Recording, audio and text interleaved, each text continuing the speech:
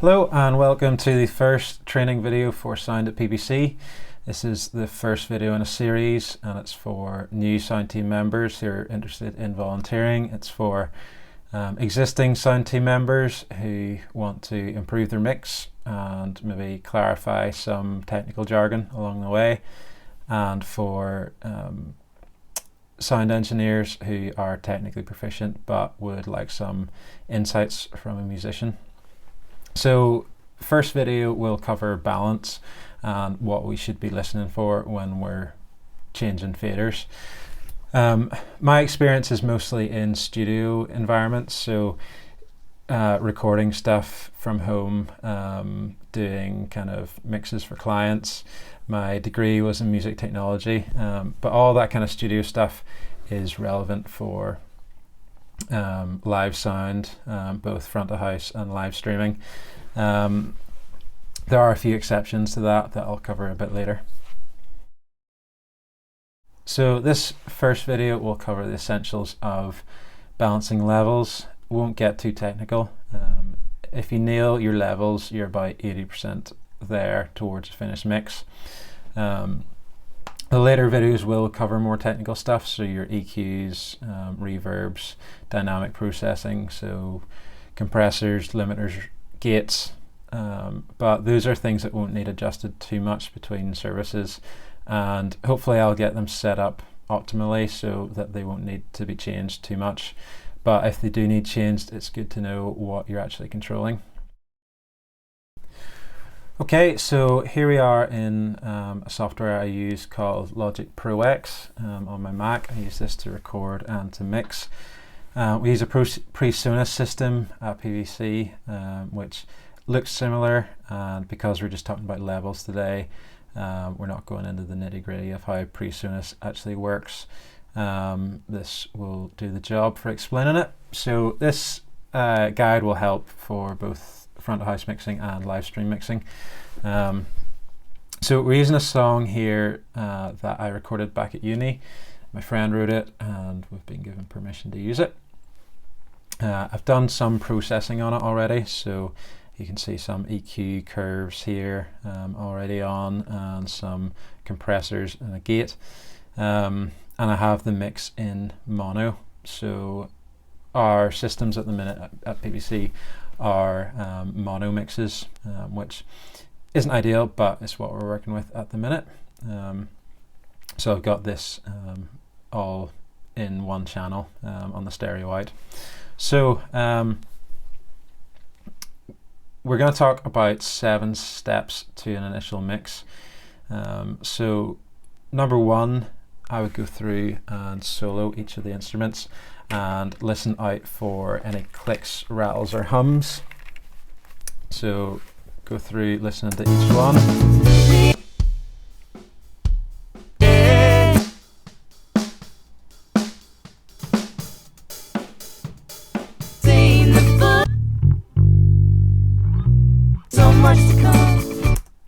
So go through each of the channels, make sure you know which instrument is which.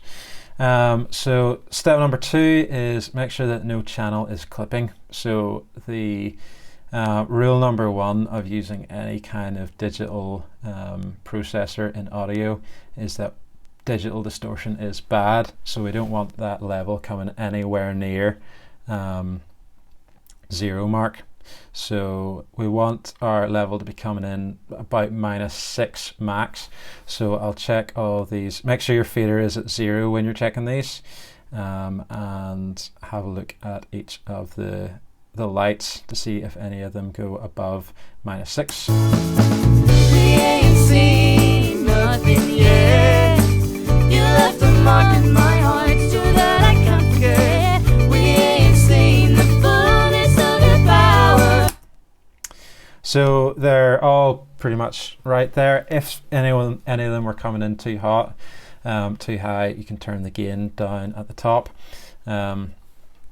A thing to mention about gain as well is that if you're doing any gain adjustments, try and do those at the very start of your mixing. So ideally at the start of the musician's rehearsal, because all the musicians are using in-ear mixes, and if they have a mix that's set right and then gains are played around with, that'll change their mix and they'll suddenly have a vocal that's like blasting their ears.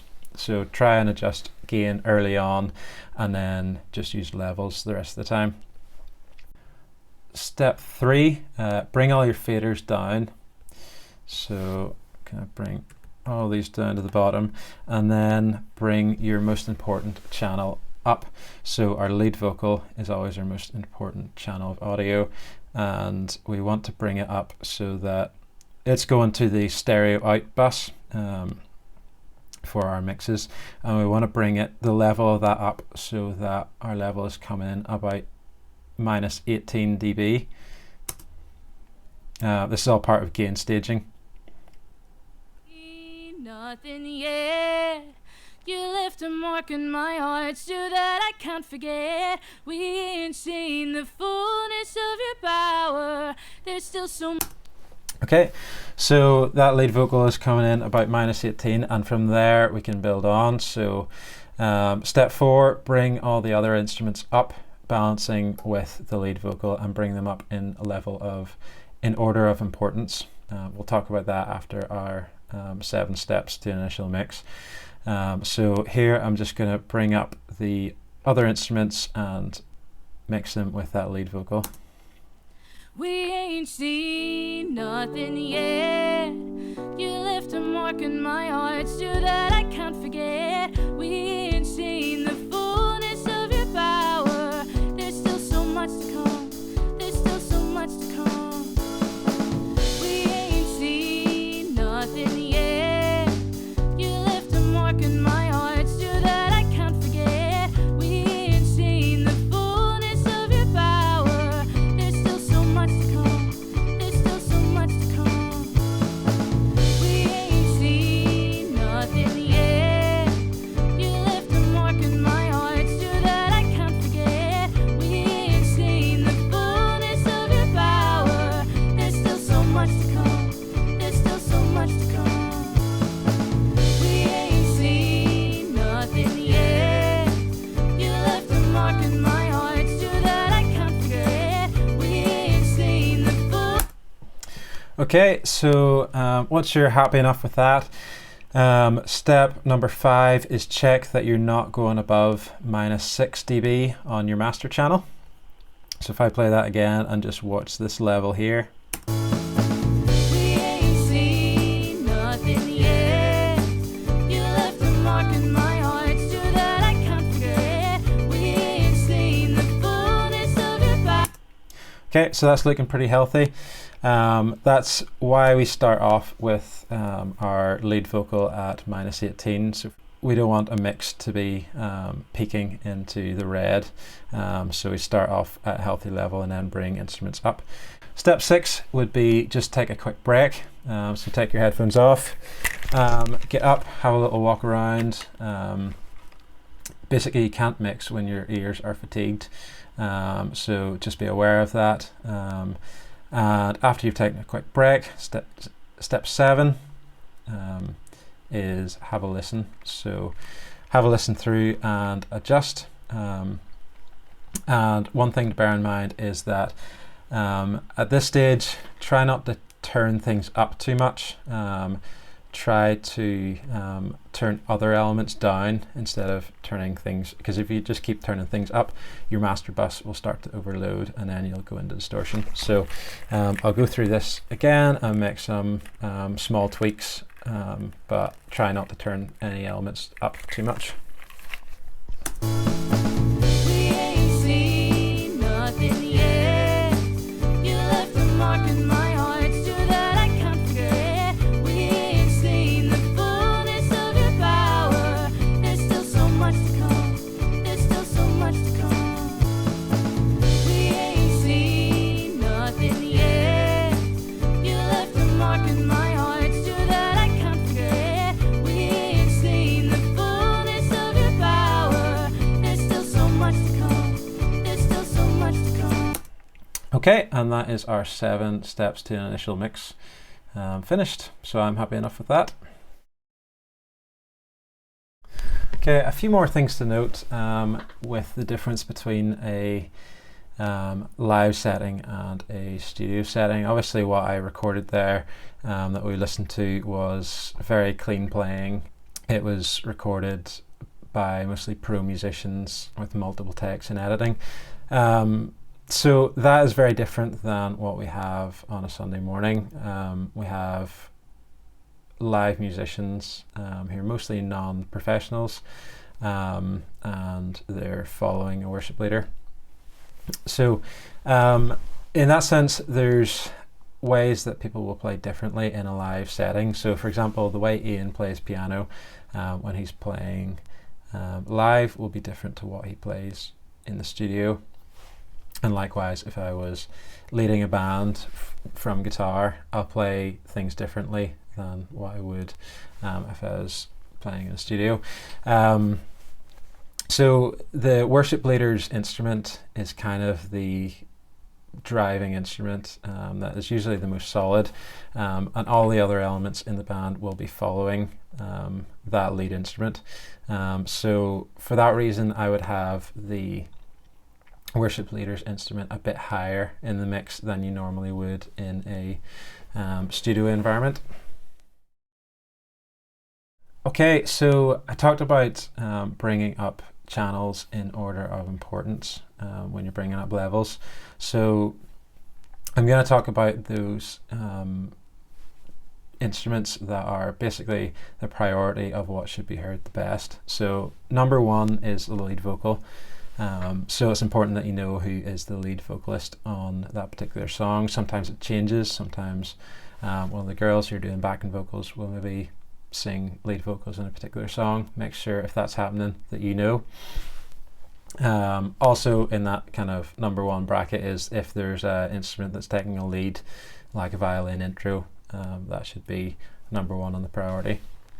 So number two should be the worship leader's instrument. As I said before, this is the instrument that's kind of will make most sense of all the other instruments, so it should be high up in your priority. Number three is drum and bass. So this is the backbone of the band, and if the rhythm isn't there, it'll just sound weak. Number four is the supporting instruments. So if Ian is playing leading from piano, then it'll be your guitar will be coming in there. If I was leading from guitar, then it'll be your piano or the supporting instruments, and your violins and your flutes and your banjos or whatever else is playing. So number five, your backing vocals. So this is something that applies in most mixing contexts. Your backing vocalists are there to support the lead vocalist, so they don't need to be super clear.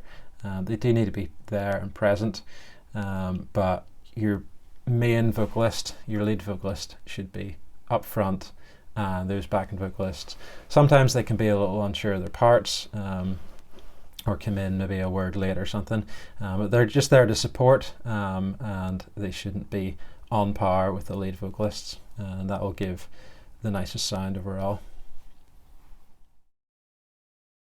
Okay, so as we said before, our musicians at PBC are volunteers. They aren't all professionals.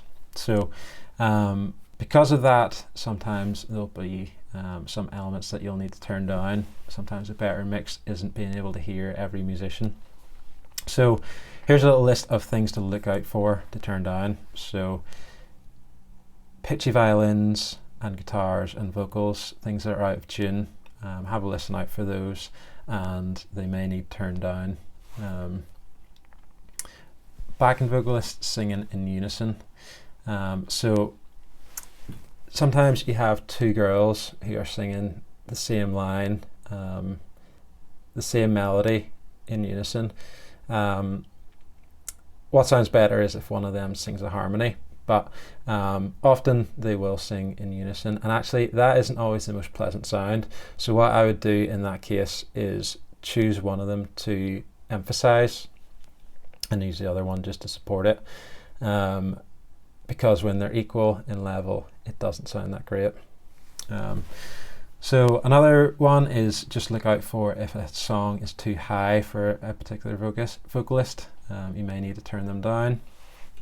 Another thing, drummers should be mixing themselves as they play, but look out for drummers that have bad self-mixing. So a pro, if you ever mixed Johnny Petrowski when he was drumming, he's great. Every element sounds exactly right when he hits them. If you're in the room, all the drum kit is mixed by itself. Sometimes drummers who aren't quite as good as Johnny, they'll maybe absolutely smash a crash. So those, sometimes you'll have to turn down your overheads because of that. We can use compression to help that, but we'll talk about that in a later video. So another thing is, if a musician is unsure of their part, you'll hear that in their playing. So if the guitarist is kind of fiddling around, he's not really sure what he's doing, and you can hear that and it's obvious, you should turn that down. And the general rule for all of this is that if it sounds bad, turn it down.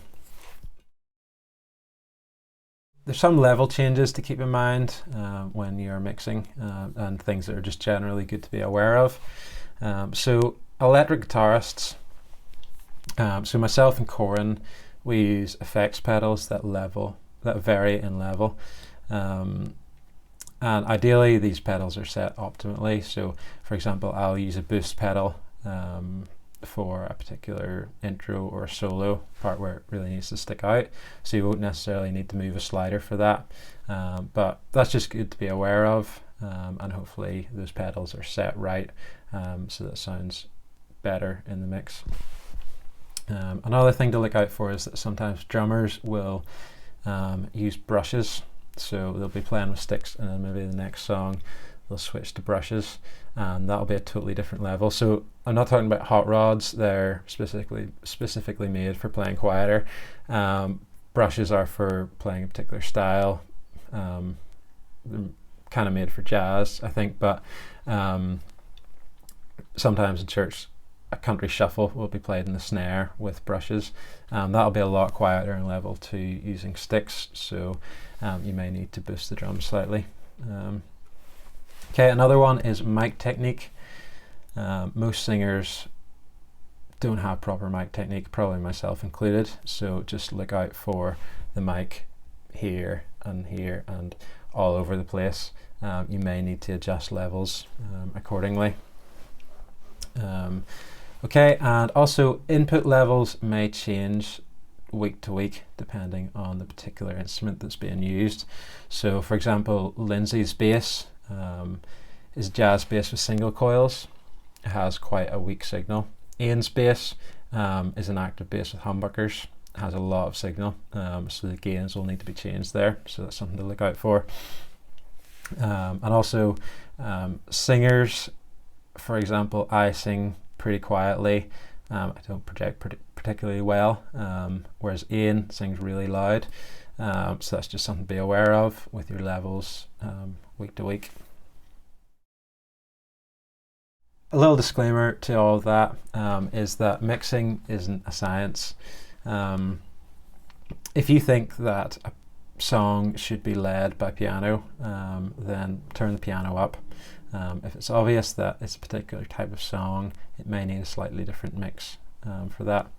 And also another thing is that when you're doing live sound, you need to be thinking quite fast and be fast on your feet for different changes. So a lot of that is just, you know, if someone comes up with a handheld mic, you need to know exactly what that mic is and exactly where it is on the desk to turn it up or to unmute it.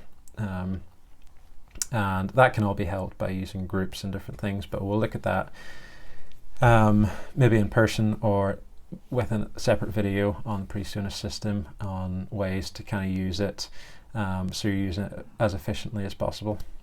So, final bit here will just apply to the live stream guys, although it's relatively interesting stuff for the rest of you guys here front of house mixers. This is really about what you're listening on for the live stream. So there are speakers in the AV room, but To be honest, they're not ideally placed. We can play with that, but ideally a good speaker placement is that they are at ear level and kind of in a little equilateral triangle with the speakers and the distance from you. And there's also lots of distractions in that AV room with people coming in and out and different noises, so those probably aren't the best thing to mix on, to be honest. When you're using headphones to mix, you want to use headphones that have a flat frequency response. It'll never be totally flat, but you don't want to use like Beats headphones, even though they sound good, because they have like a smiley face EQ where all your low frequencies are boosted and all your high frequencies are boosted. They'll not give you an accurate picture of what the mix is like. So generally the nicer they sound, the worse your mix will sound, because you basically want to be listening on headphones or speakers that are unforgiving and honest and give you an accurate picture of what you're listening to. Another little tip is to listen at different levels. So you have a headphone control volume down on the amp to the right, and I would just turn that down ever so often. If you turn it right down, like to where you can barely hear anything, if you have a good mix, all you should hear is the lead vocal just kind of popping through now and again, and not much else, and that's when you know that your lead vocal is present in the mix. Also turn it up a little bit, see if you can hear any more, but try not to listen too loud because your ears will get fatigued and then you won't be able to hear properly. Okay, just the last thing to say as well is that if you want a bit of practice at home mixing, it's kind of tricky whenever you're just mixing like once a month or just on Sundays even. If you want a bit of practice with this, there's software that you can download, PreSonus Studio One 5 Prime. It's free if you download it. It's just like a DAW, a digital audio workstation, like I was using in Logic, and I'll send you a folder that has the multi-tracks to that song that I was mixing there, and it's a nice clean recording, and you can play around with levels, and later weeks when we talk about EQ and dynamics and that kind of thing, you'll be able to play around with those on PreSonus. So if you want to do that, I'll give you the appropriate links for that, but for now we'll leave it there, and thanks for watching.